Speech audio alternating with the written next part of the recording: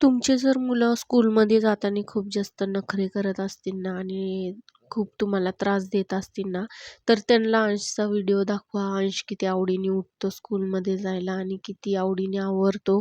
कधीच मला त्रास देत नाही आणि रडत तर असं कधीच त्याने आवरलं नाही. तुम्ही त्याच्या चेहऱ्यावरची खुशी बघू शकता, की ते हसत आवरतो आणि त्याला स्कूलमध्ये जायला खूप जास्त आवडतं. म्हणजे तो लहानपणापासूनच त्याला आवड आहे आणि खूप हसतच उठतो, हसतच त्याचं सगळ्या गोष्टी असतात. कधीच त्याचे नखरे नसतात.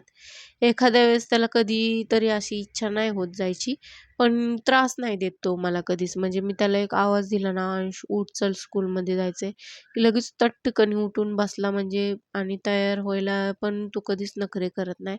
तयार होतो आरामामध्ये मला म्हणजे त्रासच देत नाही कसला आणि आज मी त्याला डब्याला भेंडी आणि चपाती दिली होती.